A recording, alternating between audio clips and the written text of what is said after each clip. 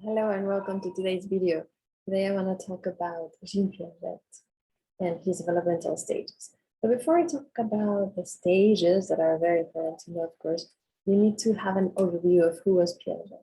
And Jean Piaget was a Swiss psychologist, and he was born in Switzerland in 1896, so a long time ago, and he died in 1980.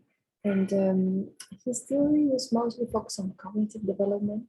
He also was interested in epistemology, and his main focus of interest was how the brain worked and how children would be able to develop all their development and cognitive skills. So he worked with different organizations on education especially, and he was trying to understand as much as possible how children would develop to give them a better overview to the people that he was working with and be able to work with children better. However, he used his children as his starting point to develop all these observations, and later he would work with other children. He is criticized because of that. And I'm going to show you the different developmental stages and describe them better. So let me share my screen so you can see. And this is, of course, just a general overview. So if you think of a baby from 0 to 2 years of age, the baby is just interacting with the world through his senses, and he's developing his motor abilities, motor skills. So because of that, he developed this idea that the stage from 0 to 2 years of age was called sensory-motor stage. And all the senses were important. Like compared to Freud only talked about oral gratification and the sense of taste. I mean, he didn't talk about the sense itself, which is about the mouth. But Piaget saw that the child was using all his senses, smelling, touching, looking, etc. And of course, developing skills to be able to first sit and then walk and end up running at 14. Then it comes to pre-operational stage. Now, and one more thing before I move on. In the sensory motor stage, there is one skill that he experiments with. And this is the experiment, the skill of being able to perceive the object permanence. So if you think about a little baby and you're playing with a little toy, and here's a toy and you have it in your hand. And you're showing it to the baby and the baby is paying attention, but once you put it under his eyesight, table or behind a blanket, and you're covering it, the child thinks, oh, it is gone, so he stops paying attention and looks at something else. However, before the end of this stage, sensory motor stage, the toddler might be able to know, of course, that the object is still there. It's the same for a mother. So if the mom is suddenly behind a blanket, the baby might think, oh, the mom is gone. But later on, he'll be able to know that mom is underneath the blanket. So he'll try to look, where's the mom? Or where's the toy? And then he'll have this skill master, object permanence. Then in the pre-operational stage, this stage is important for the first representations of the world in his mind, of course. I would say that since earlier he's already having representations, but according to Piaget, it's in the pre-operational stage where he starts having these representations in a more symbolic way. So for example, in this image, you can see maybe a 3-year-old child. This stage goes from 2 to 6 or 7 years of age. And in this case, this 3-year-old child is acting as if she was a doctor or a vet for the bear. And this will help us to see that the child is able to have a symbolic thought of who she is. She is not a doctor, however, she can represent a doctor in this case, or play. So play is a way to learn about the world. And what he represents, or she represents in her mind, is called schema. So around in this pre-operational stage, all the children are starting to have more and more schemas of the world because they have learned in the last years many things about the world. For example, this girl knows that they are vets, special doctors for animals. And at the same time, there are two other important concepts, that is assimilation and accumulation. So let me get the image for assimilation and accumulation, and while I get that, I'll start telling you a little bit about it. So assimilation and accumulation are two terms that are sometimes misunderstood, and that sometimes they're also thought as the same, but they're similar but not the same.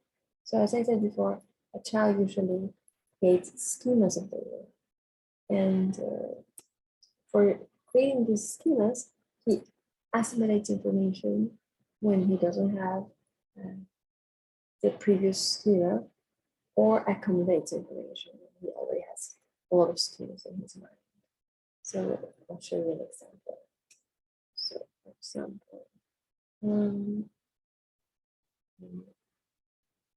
ready for you, so you can see them sharing on screen. And okay,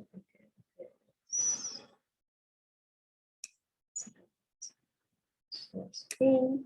So what I'm going to show you now is the difference between assimilation and accumulation.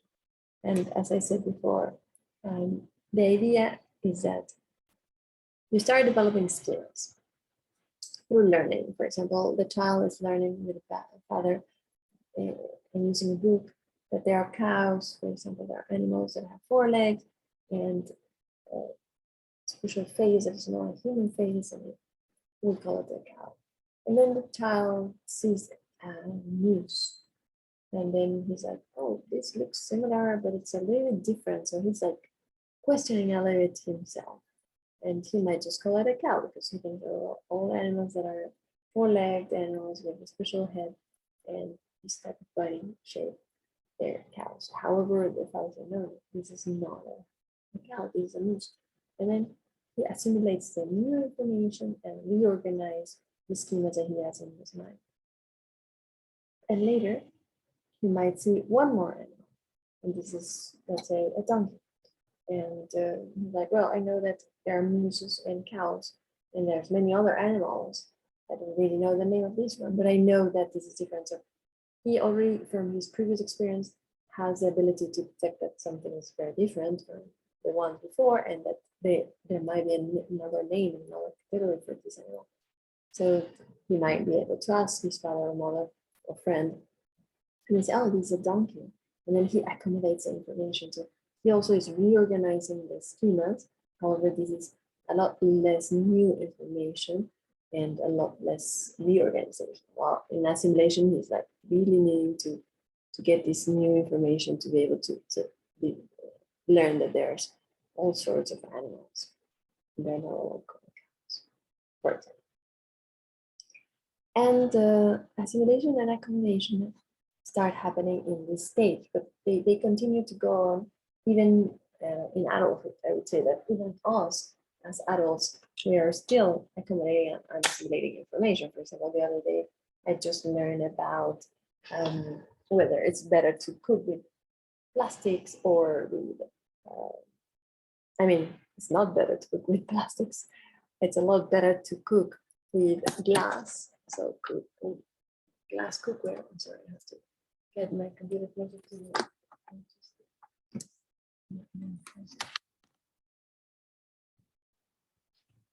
Okay, I'm back. And I just think that we need to do this. And here I'm just showing you Piaget. To show you another.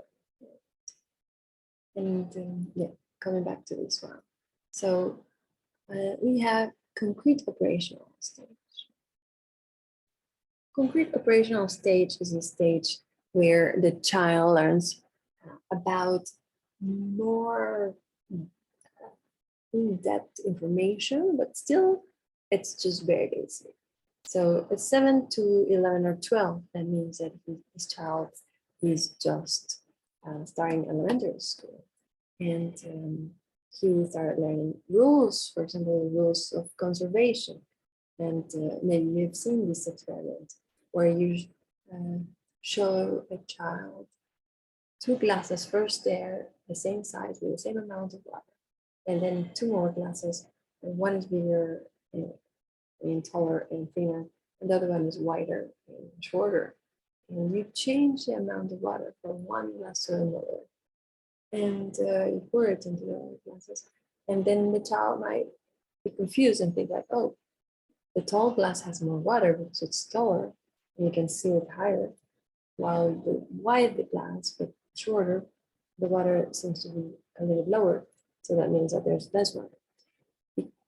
Because he's still not able to see that the matter doesn't change, the amount of water cannot change from one glass to another. There's conservation of matter. It's an example of the experiments that Piaget was doing. But he was doing all sorts of experiments to see if this conservation of matter would also apply in other areas. But the glass is the most known example.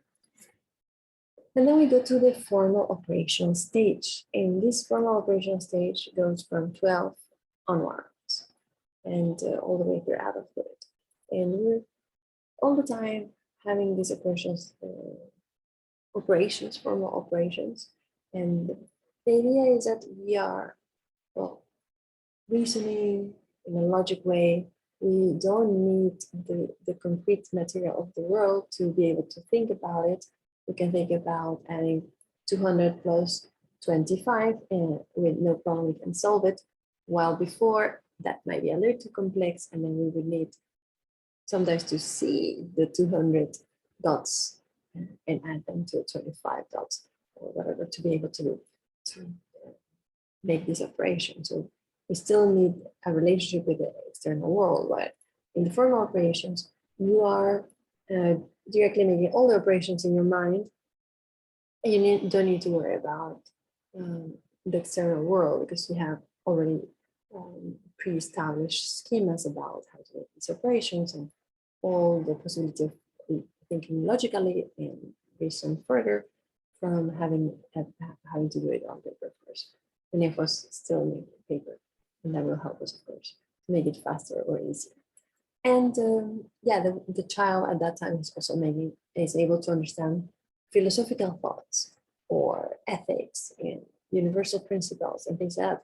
So this is one part of Piaget, and it's about the developmental stages. But Piaget also talk about moral development. So in another session, we're going to talk about moral development, and that will help us to gain a further understanding of Piaget. And going back into what Piaget wanted to describe in these operations, I would say that he wanted to give us an overview of the cognitive development. So beyond these different stages and the different skills that the child would have, we also talk about epigenetic factors. And epigenetic, it's the idea that we have the origin of our knowledge is through the experience that we have with the world. And of course, we could say that the child needs the world, the external world, to understand it and assimilate it, and then accommodate all the information. But he also needs the basic biological factors that would play a role in this cognitive development. And that's, of course, the brain and the nervous system. So Piaget wanted to have this kind of epigenetic perspectives in the external world in relation to the internal basis of the biological basis of the brain that would let the child be able to understand knowledge. And many people call him a pioneer on constructivism theory. However, in this case, we're not going to study him in terms of this perspective. I just want to make sure that you know the developmental stages and how they work. And then I want to say that his life was very much influenced by what was being said around in the world. And first of all, Piaget was in Paris as well as in Switzerland, and he worked with Stanford Binet, and you may remember the intelligence scales, and he helped them with these tests, with these scales. So he was all the time interested in cognitive development and how the patterns of cognition would develop in each period. And he also worked in understanding the biological models of development. But something important is that he almost never, or he forgot about the sociological elements of cognition. And he didn't talk about cultural factors either, because at that time people were not migrating as much as now. So, I mean, he was migrating, of course, from Switzerland, but not in the level that we are saying right now. He was very interested in figurative thought as well, and how we perceive the world and how we create memories. And especially later on, like in this formal operation stage, how we have this possibility of reversible thought. Remember the reversible thought? That's the ability to change the way you're saying something and see that in like a math form, like how you add things together and have a result, or from the result, how you subtract something to get one of the elements of the formula. And something else that he mentions that memory is never completely reversible. So that's why people cannot necessarily recall holding events between 2 points, for example. But he was very interested in memory, in perception, in figurative processing, and many other important factors. So we're going to leave it there. Thank you for your understanding, for your time, and see you next time.